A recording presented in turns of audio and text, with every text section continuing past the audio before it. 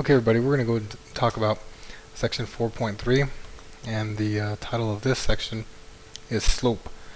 So last week we got introduced to what lines are. It's basically you need 2 points, and you connect those 2 points with the line. There's certain characteristics that we'll be able to find out this week. You'll be able to identify and draw a line based off of 2 particular types of information that may not even have to be with having to deal with an actual point, but 2 things that are really critical for a line. The first one we're going to talk about is slope. And the slope of the line mathematically is, we like to use the variable m. So you're going to see that pretty frequently, m. And when we have 2 points, these are of course written as x and y, but they can be any values that that coordinates come in. If we have 1 point x1 y1 and a second point x2 y2, we call m the slope as a change in y over the change in x.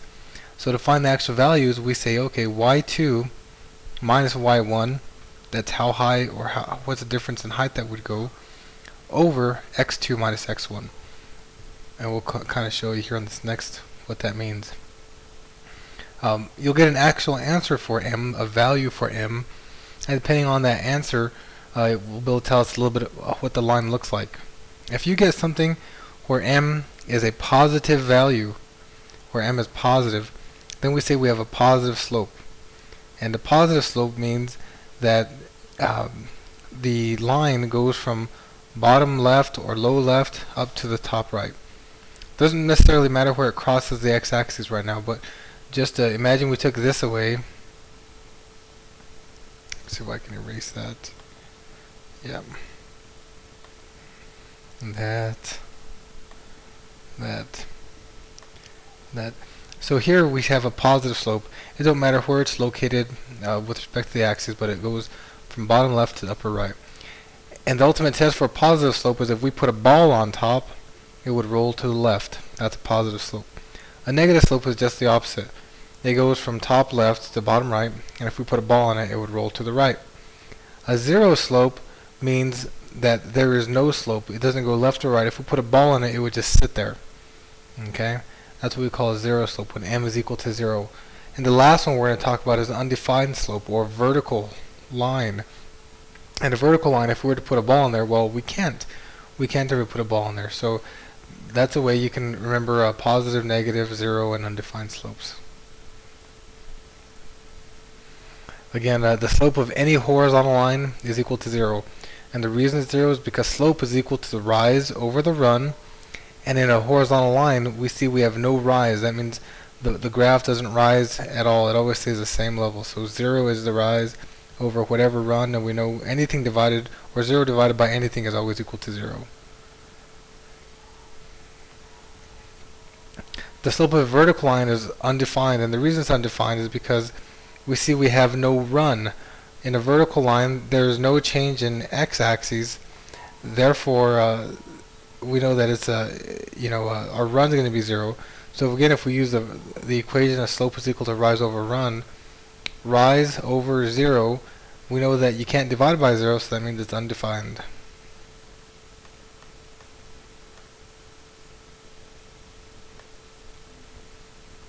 Slope as a rate of change. The only thing you need to be worried about, again, is just remembering what slope is: the change in rise over the change in run. When the slope is positive, the line rises from left to right, and when the slope is negative, the line falls from left to right. Here's a visual representation of slope. So again, I was talking about we have 2 points. If this was going to be our our second point, P2, and this is our point 1, we always like to start with what the change is. We go from 1 to 2, and we go and say that the run is going to be x2 minus x1. The rise is going to be y2 minus y1. And we typically can use it and draw this little triangle to graphically represent our slope. Again, we know that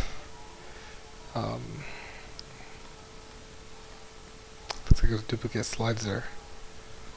Slopes and parallel lines.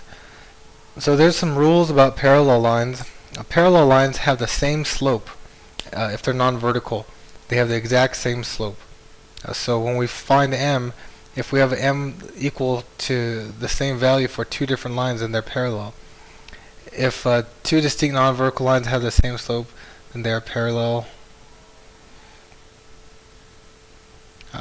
And then lastly, two distinct vertical lines, each with undefined slopes, are parallel.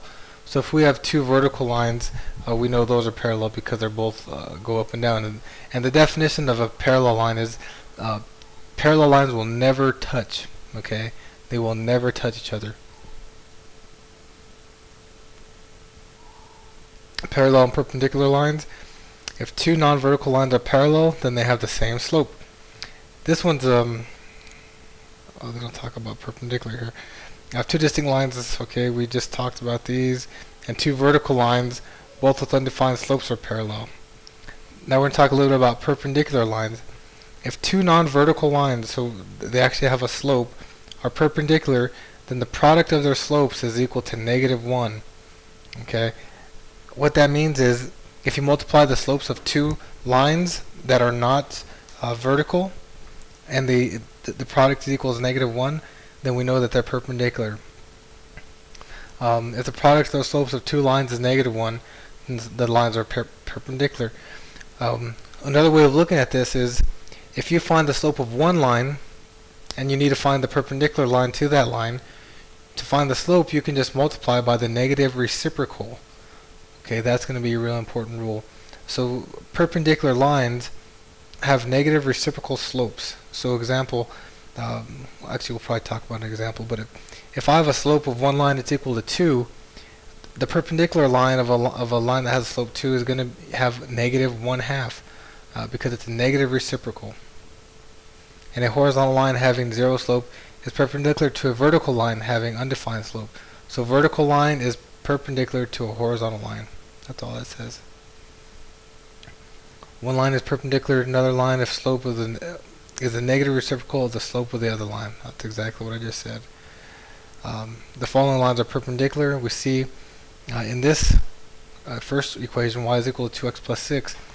The coefficient in front of our variable is going to be our slope. So in this case, it's 2. Then we have the second line, y is equal to -1/2 x minus 4. Again, the coefficient in front of our variable is our slope, -1/2. Like I said, 2 and -1/2 are negative reciprocals, so they're perpendicular. Same thing here, we have -4 and +1/2. -4 is a negative reciprocal of 1/4. Therefore, those are also perpendicular lines. Two lines are parallel if they have the same slope. Here again, we see we have a slope of 2 and a slope of 2. That means they're parallel. A slope of -4 and a slope of -4. That means those two lines are parallel. Here's an example. Find the slope of the line containing the points 5, -6, 3, -2. Well, all we got to do is use our slope equation. M is equal to y2 minus y1, x2 minus x1. If we call this guy